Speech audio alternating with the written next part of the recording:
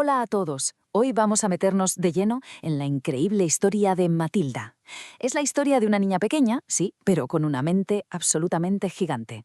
Y a través de ella vamos a desgranar esas lecciones que nunca pasan de moda sobre el valor, sobre qué significa de verdad la familia y sobre dónde reside el auténtico poder.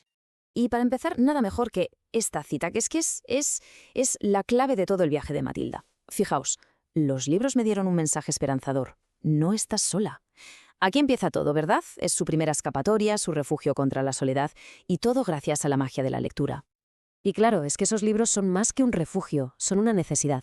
Porque, a ver, la historia de Matilda arranca con un choque brutal. Tenemos a una niña que es un auténtico prodigio, una mente brillante, y está atrapada con una familia que sencillamente no la entiende. Para ellos es poco más que un estorbo. Es que, para que nos hagamos una idea del nivel, con solo 4 años, mientras los demás niños estaban, pues no sé, aprendiendo las letras, Matilda ya se había ventilado todos los libros de la sección infantil de la biblioteca. O sea, todos. Una cosa de locos que ya nos deja claro desde el primer momento que su mente era extraordinaria. Y aquí lo vemos, el contraste es brutal. Por un lado, Matilda, con sus libros, su imaginación, su sed de conocimiento, y por el otro, su familia, los Wormwood, que viven pegados a la tele. Son dos mundos que chocan de frente, el de la curiosidad contra el de la ignorancia más absoluta.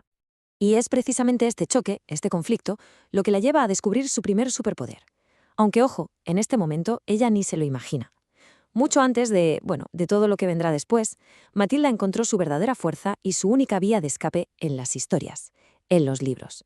Es que para ella los libros no eran objetos, eran, no sé, como pasaportes mágicos. Con ellos podía viajar a África con Hemingway o explorar la India con Kipling. Podía conocer a gente increíble como la señorita Honey y, lo más importante, empezó a descubrir la fuerza que tenía dentro. Y todo esto sin moverse de su cuarto.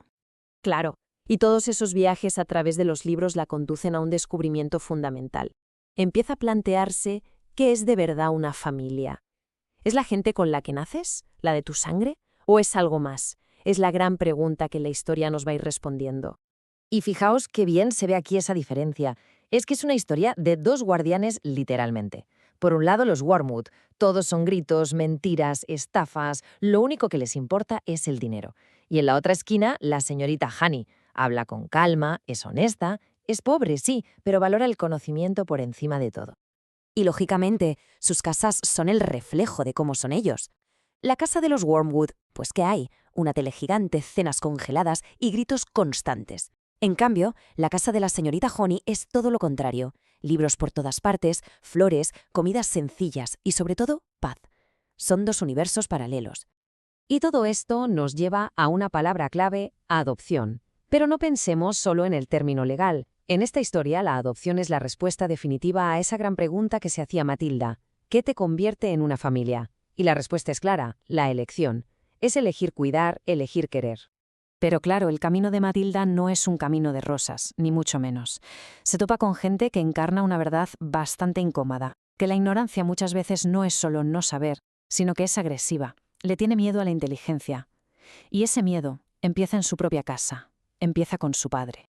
El señor Wormwood, su padre, se pasa el día diciendo que es muy listo. Pero ¿en qué consiste su listeza? Pues básicamente en estafar a la gente. Mirad qué plan. Compra un coche hecho polvo por 4 duros. Lo arregla con serrín y pegamento. Le baja los kilómetros con un taladro y ala, lo vende como si fuera una maravilla, sacando un pastón. Eso, para él, es ser inteligente.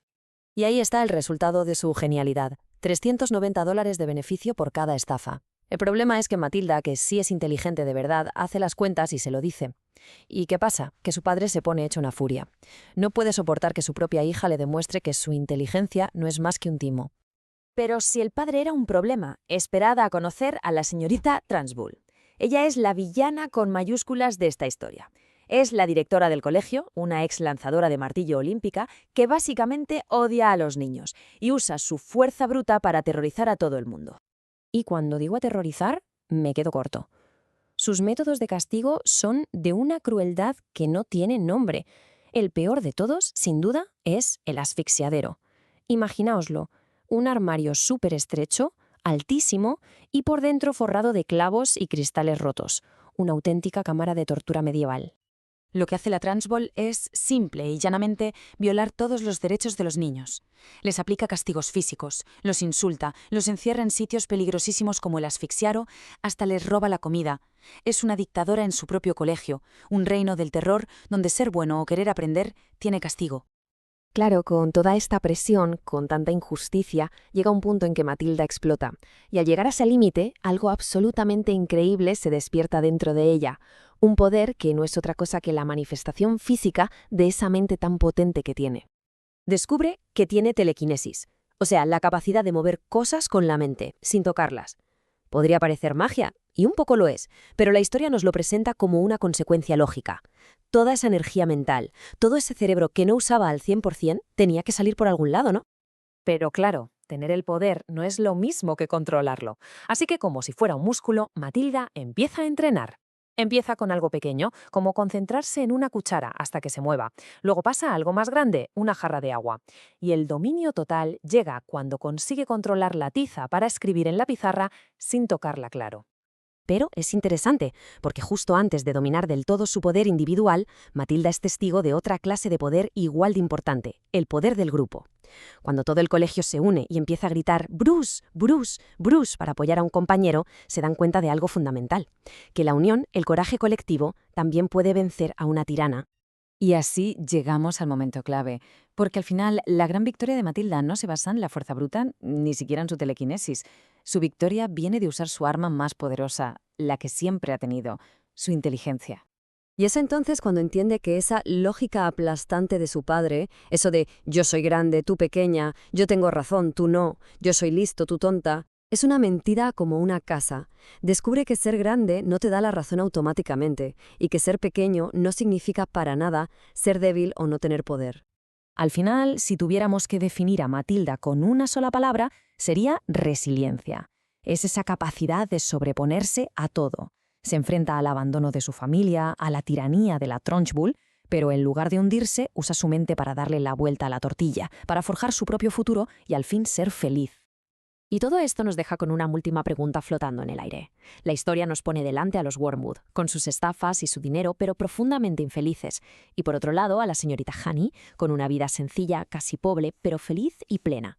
Así que la pregunta es inevitable. ¿Qué es la verdadera riqueza? ¿Tener mucho o necesitar poco?